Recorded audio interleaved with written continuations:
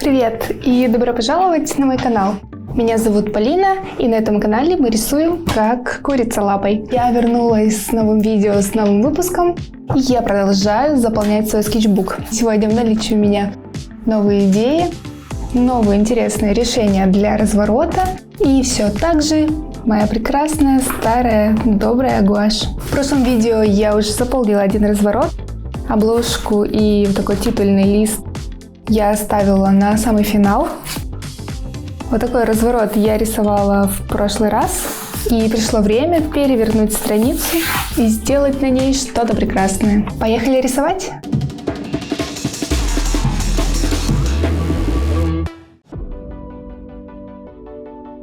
На одной половинке разворота я решила нарисовать портрет, поэтому карандашом быстро начинаю набрасывать основные линии. У меня уже есть видео с рисованием портрета гуашью. Там есть несколько рекомендаций по рисованию головы, поэтому повторяться я не буду. Так случилось, что я еще не работала над собственным стилем рисования и не формировала для себя какие-то принципы и опорные точки. Например, такие как цветовая гамма или особое авторское рисование портрета. Можно, наверное, ждать, что со временем некоторые эти особенности придут сами собой, но все же лучше посвятить поиску собственного стиля какое-то время и какие-то усилия, хотя бы и минимальные. К этому я еще не пришла, но надеюсь, в скором времени и такое видео появится у меня на канале.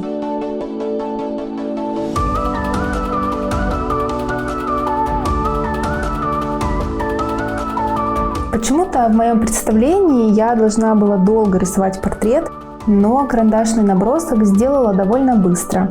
И по шапочке уже становится понятно, что портрет у меня не совсем обычный, и что я рисую девочку-арбуз.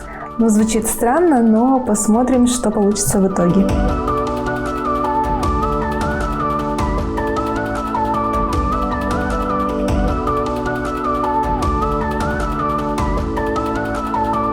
Первую часть разворота я почти закончила. На второй половинке я хотела нарисовать руки и думаю, что переверну вверх ногами листик, чтобы руки-то рисовать сверху вниз. Я не знаю, насколько это адекватная идея и как будет смотреться разворот, но пока не попробуешь, не узнаешь.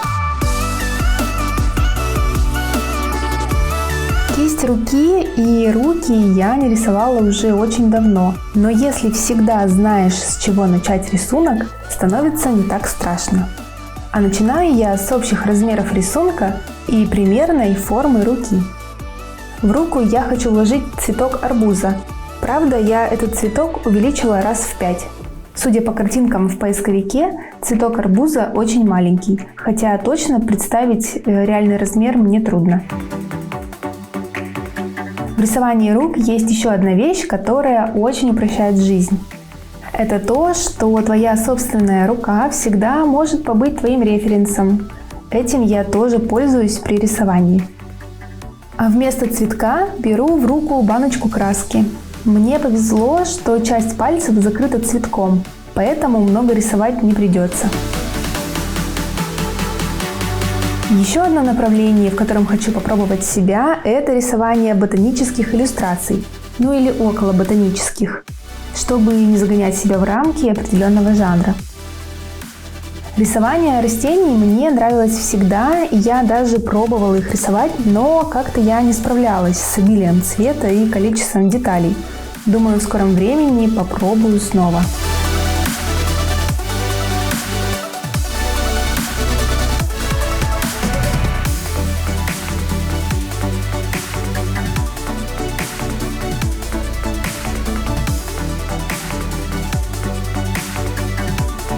Два рисунка готовы, теперь нужно чем-то их объединить. Рисую большую часть арбуза и этим соединяю левую и правую половинки. Хвостик цветка попадает в линии края арбуза, поэтому перерисовываю стебель. Делаю его длиннее и добавляю завиток. Так уже лучше.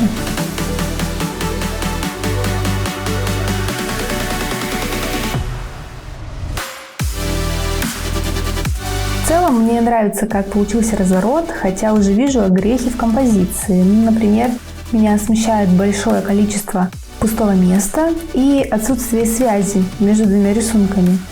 Каждый рисунок отдельно выглядит классно, а вот вместе они, как мне кажется, не объединяются. Посмотрим, что получится в итоге, но рисунок я оставлю как есть.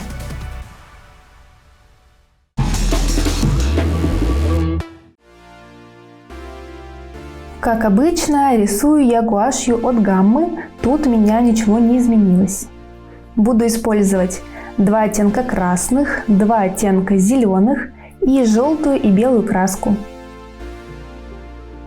И все так же буду смешивать на 2 небольших палитрах, потому что одной мне не хватает.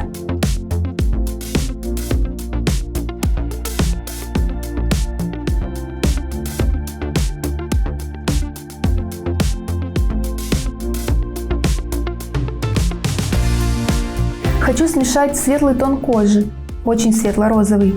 Пробую найти цвет не слишком серый и не слишком розовый.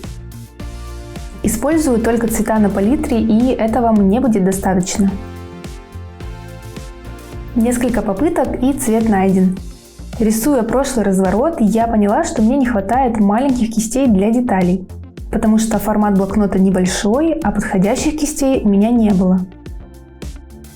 Поэтому неделю назад я купила 2 кисти из синтетики. Не знаю, насколько они мне подойдут, потому что в мелких кистях я особо не разбираюсь. Все из-за того, что всегда рисовала на больших форматах, вот даже на А4 рисовала очень редко. Пробую новую кисть, и она оказалась очень тонкой, я не ожидала этого. Кончик острый и состоит реально из одной волосинки. Порисовала я ей несколько минут и отложила. К ней точно надо будет привыкнуть. Но вот такие тонкие штрихи рисовать ей очень удобно. Думаю, для меня сложность – это привыкнуть и понять степень нажатия на эту кисть. Первое впечатление, что придется с кисточкой подружиться, и на это потребуется какое-то время. Меняю кисть, и длина ворса у нее намного больше. А это значит, что и воды эта кисть будет набирать больше. Для акварели такая кисточка просто находка. Но вот гуашью я закрасила волосы, и мне показалось, что получилось довольно плешиво. Однозначно кисти классные, но привыкнуть к ним придется.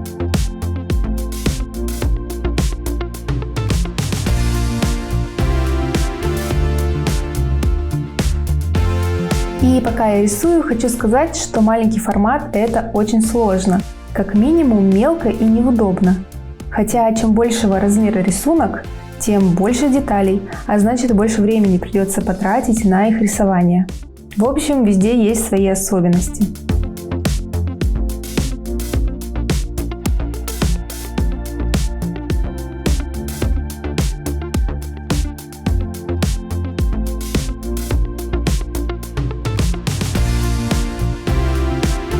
Когда закрашены крупные части рисунка, выглядит работа уже хорошо. Мне нравится, как смотрятся волосы таким одним плоским пятном. Что-то в этом есть. Сочетание сложного и простого. Это я про степень проработки. И, конечно же, тандем зеленого и красного. Наверное, это самая классическая и самая выразительная пара цветов.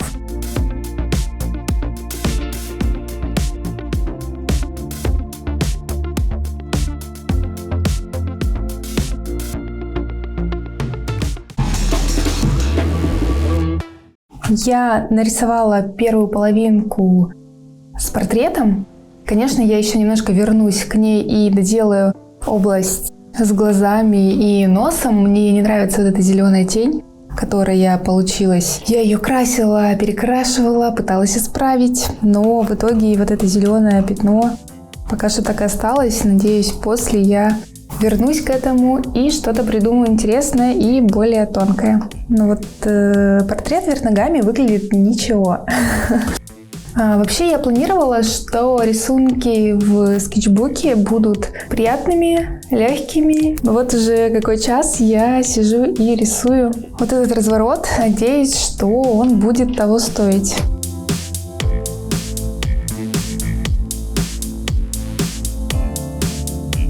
В процессе рисования заметила, что хоть у меня есть новые кисти, я все же выбираю рисовать своей старой привычной кисточкой.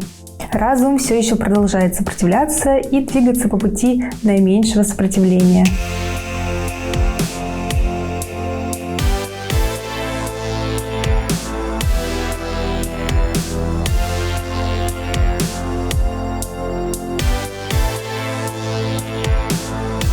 В перевернутом в таком состоянии я дорисовала руку и сделала немножко фон.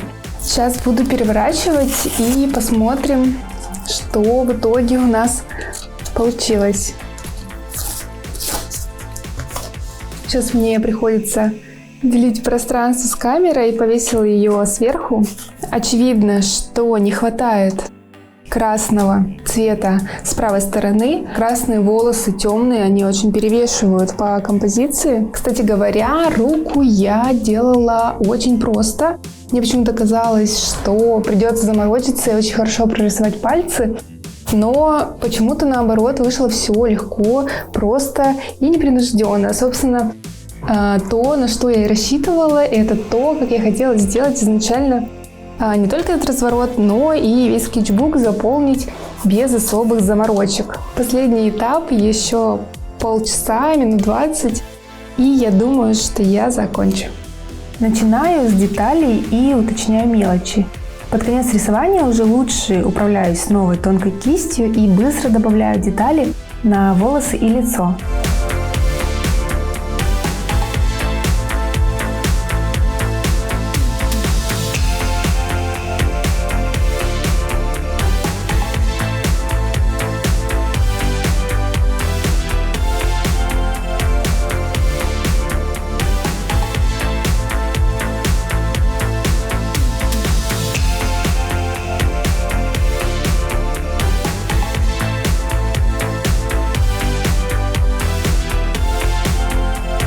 Решила сделать на фон еще и брызги краски. По задумке кляксы должны были еще больше подчеркнуть арбузное настроение и добавить сочности в рисунок. Но, наверное, красный цвет получился очень темным, и задуманное настроение передать не удалось. И если я начала говорить о неудачных решениях, то самое время сказать о том, что рука с цветком получилась совсем невыразительная. Всего потому, что тон фона и тон руки с цветком практически совпал. Так в итоге левая половинка сильно перевешивает правую, если вы понимаете, о чем я говорю.